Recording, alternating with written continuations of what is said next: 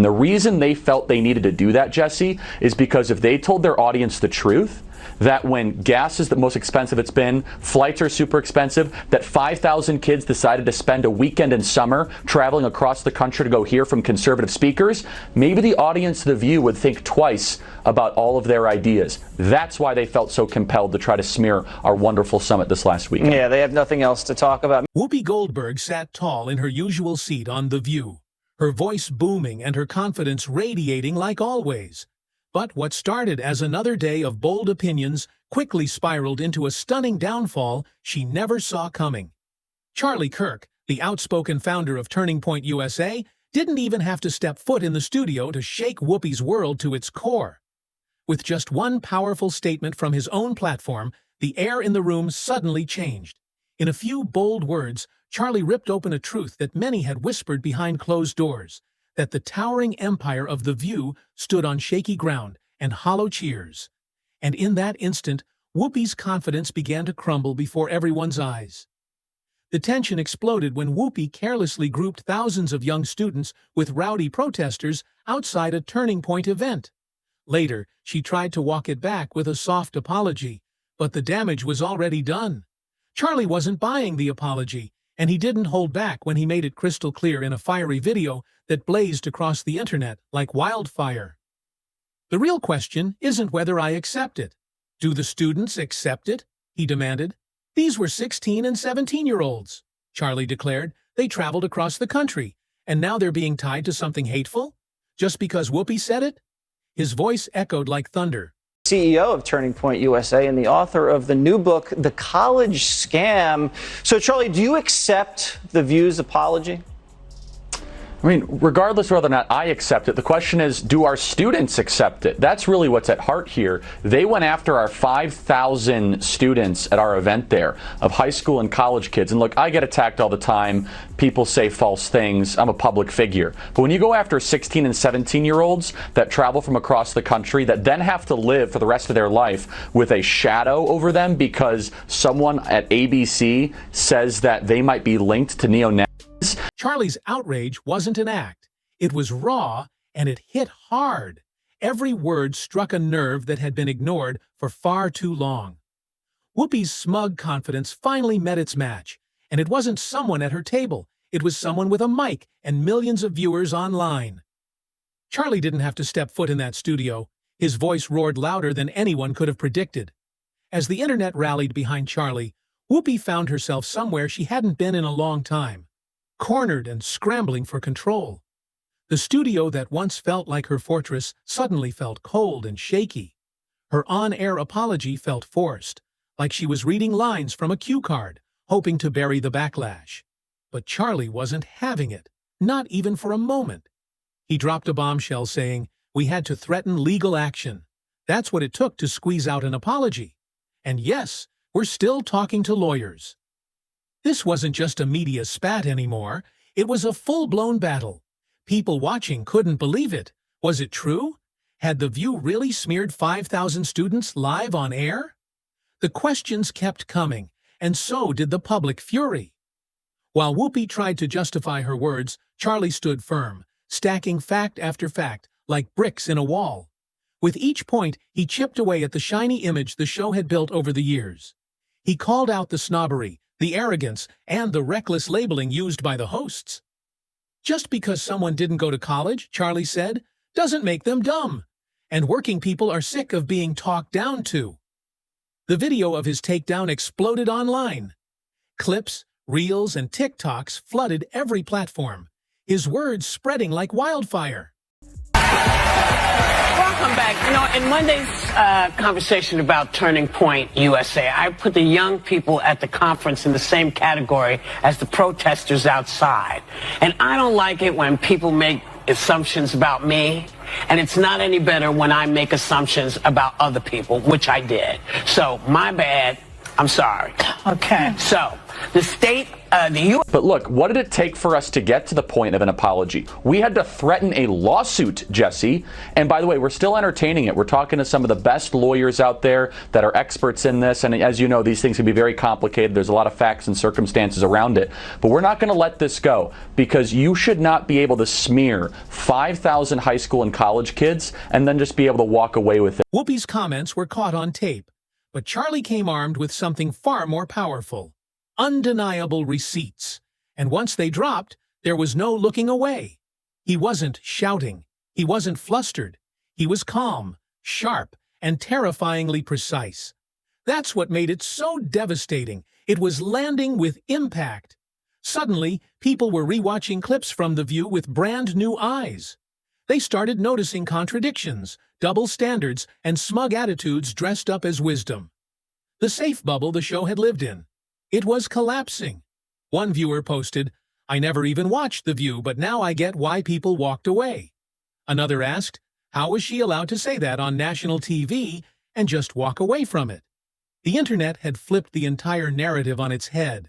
This wasn't just Charlie versus Whoopi anymore. It was Whoopi versus a tidal wave of viewers who were finally paying attention. And what they saw? It was shocking. Charlie's video didn't just confront her. It tore down the wall of invincibility that The View had hidden behind for years. For once, the hosts weren't in control of the narrative. They were trapped inside one. As the digital firestorm spread, Whoopi tried to carry on, but something in the studio had shifted.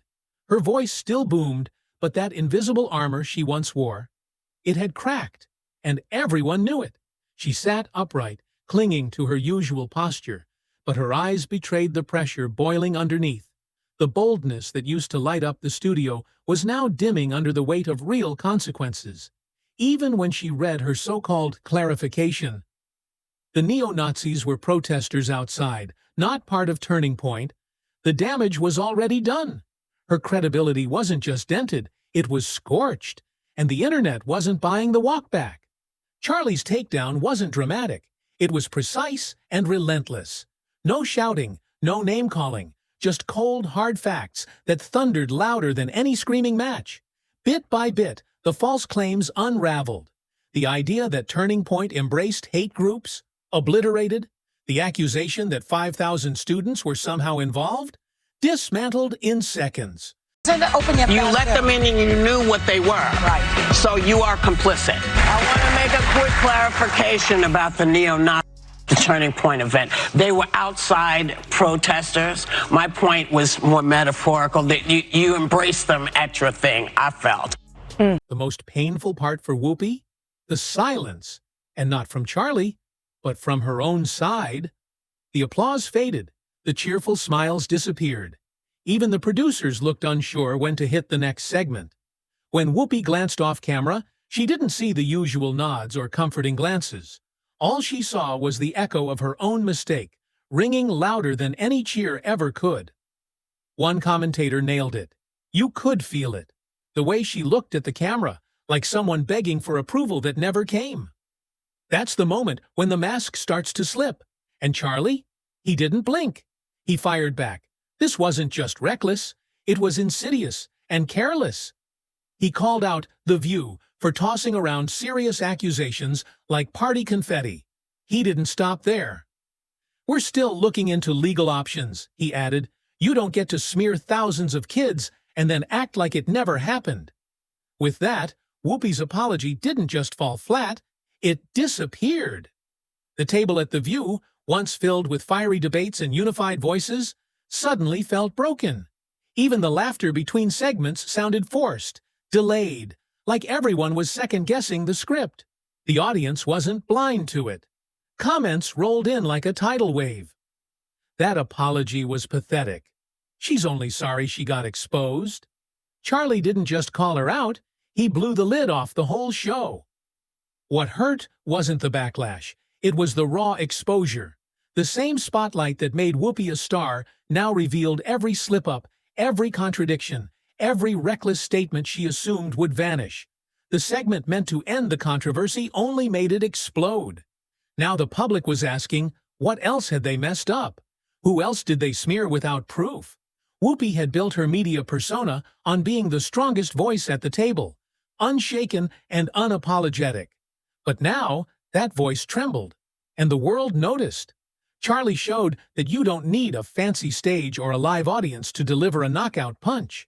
Just because you didn't go to college doesn't mean you're stupid, and it doesn't mean that you don't have wisdom. You can go to college and get a bunch of irrelevant facts about how men can allegedly give birth or whatever they teach. But I said this to our team. I said working people, the muscular class, including working women, they are so in favor of Trump, and they don't want to be called stupid or uneducated. All Charlie needed was the truth, perfect timing, and a Wi-Fi connection. And the blow he landed? It was still echoing through screens everywhere. What haunted Whoopi most wasn't the apology. It was everything that came after. The tone shifted, her delivery wavered, and suddenly, it felt like the power of the table was slipping right through her fingers. Even loyal fans began to second-guess what they once accepted without question. "Have they always talked this way about people?" one viewer asked. "How did we not notice before?" Because the illusion had shattered.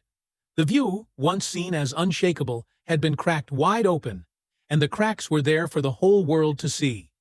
Charlie's power didn't come from yelling, it came from precision. He used logic like a scalpel, not a hammer. And the result?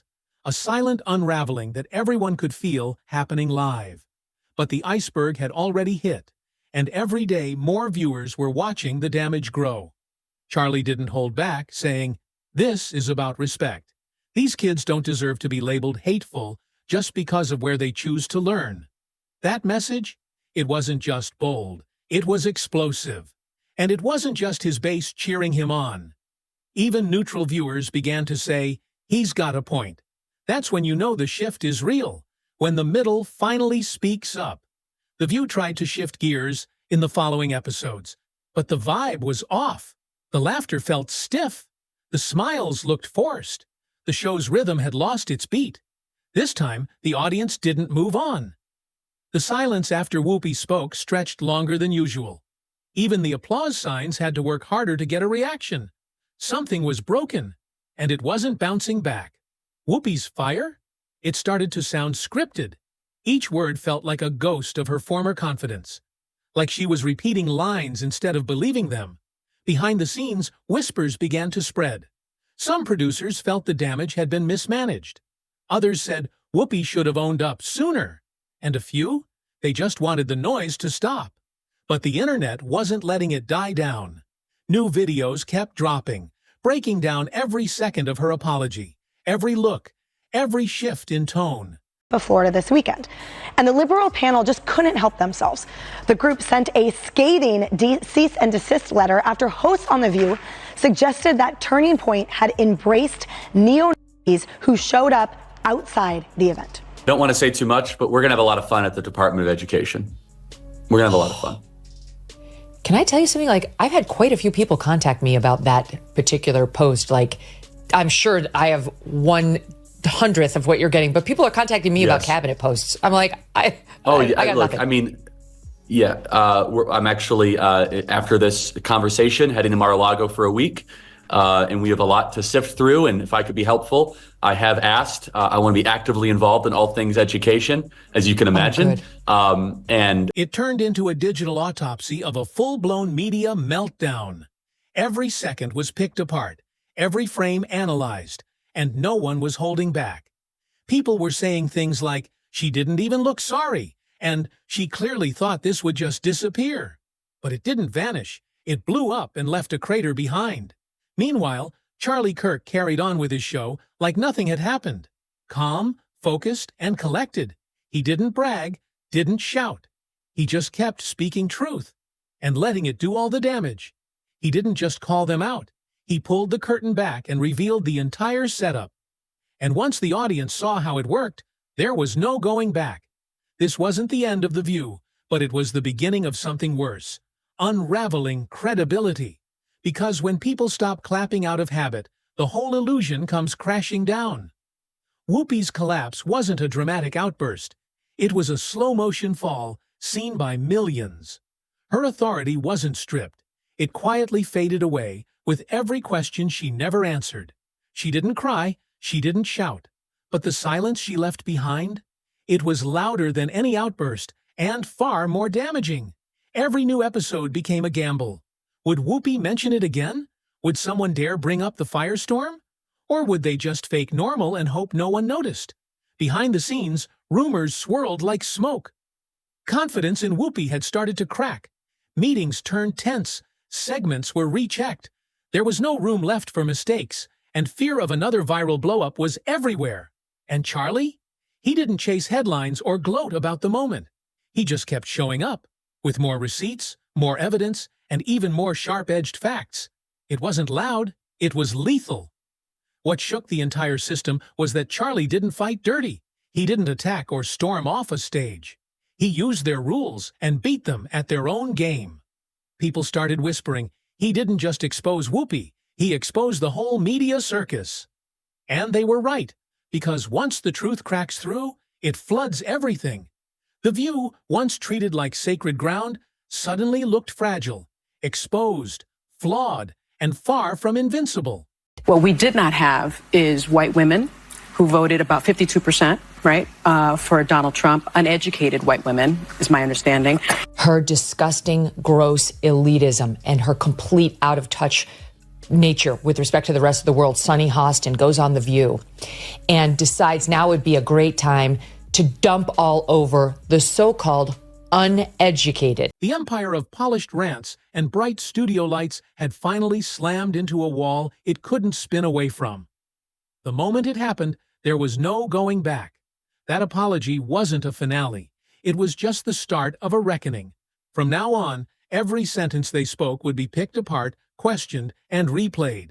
No more mindless clapping, just intense scrutiny. And the harshest part for Whoopi? This didn't happen during a ratings drop or personal crisis. It happened because one man pressed record and the internet took care of the rest. She didn't crash in flames. She sank slowly, painfully, into an uncomfortable truth. She kept showing up, kept talking, but that sparkle? It was gone. This wasn't just another viral moment. It was a shift in the public mindset, a turning point in how people listen, challenge, and respond. No more unchecked monologues, no more unearned authority. And as Whoopi stared into that camera in the weeks after, she may not have shed tears, but her eyes revealed the truth. The fear was there. Fear of another clip, another takedown, another calm fact that could unravel it all. Charlie Kirk pulled off what few ever manage. He made daytime TV bleed, and he never even walked on set. No camera crew, no spotlight, just raw, undeniable clarity. And that's what people will remember. Not the roaring applause Whoopi once got, but the cold, heavy silence when Charlie's receipts hit the table. So next time Whoopi leans in to share a big opinion or dramatic speech, the viewers won't forget. They'll remember when someone simply said, "Prove it," and the whole illusion shattered. It wasn't a takedown full of shouting. It was done with a smirk. One calm sentence that echoed longer than any headline and hit harder than the biggest standing ovation ever could. Yes, Whoopi Goldberg is still sitting on that panel, but something changed the day Charlie Kirk pushed back. He didn't burn it down with rage. He peeled back the curtain with facts, and the whole world watched as the illusion crumbled, raw, live, and unforgettable.